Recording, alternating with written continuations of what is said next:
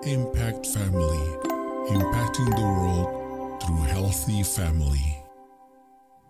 Shalom, sahabat Impact Family yang dikasihi Tuhan.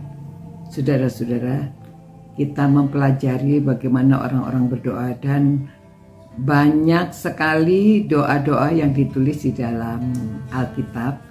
Ada baiknya jikalau kita melihat bagaimana mereka berdoa pada situasi apa, ya, supaya kita juga belajar pada waktu kita diminta berdoa. Kita belajar dari Alkitab, ya, cara orang-orang berdoa. Ya, kita menggunakan bahasa kita sendiri. Namun mengapa saya berikan supaya kita merenungkan macam-macam doa yang dinaikkan oleh nabi-nabi, oleh raja-raja, oleh rasul, oleh Tuhan Yesus sendiri, ya. Nah, sekarang kita melihat pada waktu Bait Allah sudah selesai dibangun oleh Salomo, dan pada waktu pentabisan inilah doa Salomo di depan umat yang sedang berkumpul di Bait Allah. Lalu begini doanya. Saya tidak seluruhnya karena panjang sekali, saya ambil bagian depan dan yang terakhir, ya. Di bagian depan yang pertama dia mengatakan, "Ya Tuhan Allah Israel, tidak ada Allah seperti Engkau di langit, di atas dan di bumi di bawah. Engkau yang memelihara perjanjian dan kasih setia kepada hamba-hambamu yang dengan segenap hati hidup di hadapanmu." Ya, jadi ini doanya kepada Tuhan.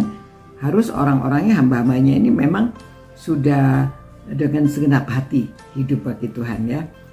Engkau yang tetap berpegang pada janjimu terhadap hambamu Daud, ayahku, dan yang telah menggenapi dengan tanganmu apa yang kau firmankan dengan mulutmu, seperti yang terjadi hari ini. Maka sekarang, ya Tuhan Allah Israel, peliharalah apa yang kau janjikan kepada hambamu Daud, ayahku, dengan berkata, jadi dia kutip kata-katanya, ya, keturunanmu takkan terputus di hadapanku dan tetap akan duduk di atas takhta kerajaan Israel, asal anak-anakmu tetap hidup di hadapanku sama seperti engkau hidup di hadapanku, ya. Jadi itu permohonannya, tapi ada syaratnya, asal anak-anakmu tetap hidup di hadapanku sama seperti engkau. Ya. Jadi ini Salomo tahu, ya, Tuhan pernah berkata demikian kepada ayahnya. Maka sekarang, ya Allah Israel, biarlah kiranya menjadi nyata keteguhan janji yang telah kau ucapkan kepada hambamu Daud ayahku. Tetapi benarkah Allah hendak diam di atas bumi? Sesungguhnya langit, bahkan langit yang mengatasi segala langit pun tidak dapat memuat engkau, terlebih lagi rumah yang kudirikan ini. Nah, dia menyadari, ya, Allah itu maha besar, Allah ada di mana-mana, bahkan seluruh alam semesta pun ini tidak cukup besarnya, ya. Jadi dia mengatakan demikian.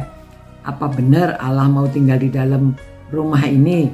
Ya, tapi di dalam rumah itu ada kehadirat Tuhan, ya.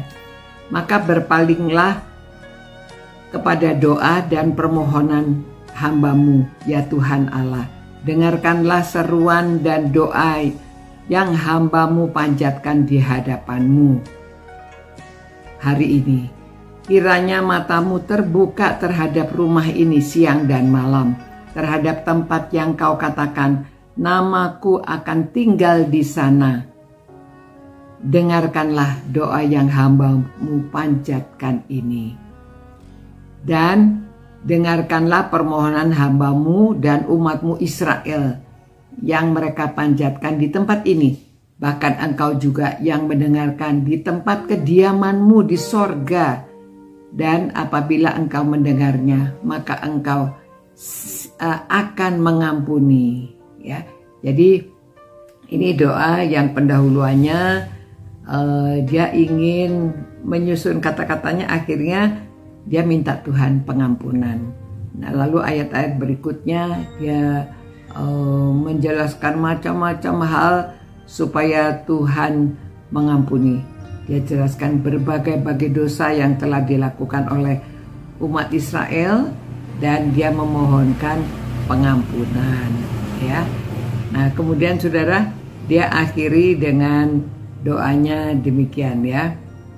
Dari ayat 50, Engkau kiranya mengampuni umatmu yang telah berdosa kepadamu, mengampuni segala pelanggaran yang dilakukan mereka kepadamu, dan kiranya Engkau membuat mereka menjadi kesayangan orang-orang yang mengangkut mereka tertawan, sehingga orang-orang itu menyayangi mereka. Jadi kalau sampai ada yang tertawan pun mereka beroleh kasih dari musuhnya. Hendaklah matamu terbuka terhadap permohonan hambamu ini, terhadap permohonan umatmu Israel di bumi Israel, dan hendaklah engkau mendengarkan mereka beberapa kali, seberapa kali mereka berseru kepadamu, ya. Sebab engkaulah yang memisahkan mereka bagimu menjadi milik kepunyaanmu dari antara segala bangsa di bumi, seperti yang telah kau firmankan dengan perantaraan Musa hambamu pada waktu engkau membawa mereka, nenek moyang kami, keluar dari Mesir, ya Tuhan Allah. Jadi dia menguasai juga, dia mengetahui kehidupan bangsanya, dia juga mengetahui sejarahnya, ya. Jadi pada waktu berdoa kita mohon kepada Tuhan, kita juga bisa mengingatkan lagi apa yang Tuhan telah perbuat kepada kita, kepada keluarga kita, kepada bangsa kita. Jadi saudara, inilah doa yang dinaikkan oleh Salomo pada waktu pentabisan bait suci yang sudah didirikan, ya. Jadi kita juga belajar bagaimana kita berdoa pada waktu suatu saat kita diminta doa, jadi kita bisa meneladani doa-doa yang dinaikkan ini. Tentunya nggak semuanya, mungkin sebagian juga, ya. Ya, semuanya juga tidak apa-apa kalau saudara bisa menghafalkannya, ya.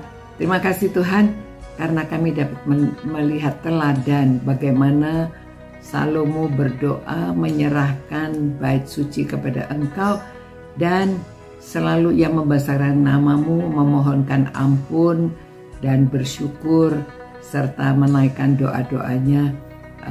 Kiranya Tuhan akan mengampuni segala dosa dan kesalahan kami juga, ya Tuhan, nenek moyang kami dan juga kaum Israel sekarang yang sedang di dalam peperangan. Tuhan, ampunilah mereka. Mereka marah, mereka berperang sedemikian rupa. Juga banyak orang yang terbunuh, banyak orang yang meninggal karena peperangan ini. Tapi Tuhan juga tolong supaya orang-orang mengerti, dan juga Hamas mau menyerahkan orang-orang yang disandera supaya ada damai, Tuhan, di tanah Israel dan Palestina. Ya Tuhan, kami menyerahkan juga kami, keluarga kami, negara kami, bangsa kami ke dalam tangan Tuhan. Ampuni segala dosa kami, ya Tuhan, karena kami mohonkan semua dalam nama Yesus Kristus yang sudah berkorban bagi kami, sehingga kami dapat beroleh pengampunan. Amin. Ya saudara-saudara, demikianlah. Sampai kita jumpa pula. Ciao. Impact Family, impacting the world through healthy family.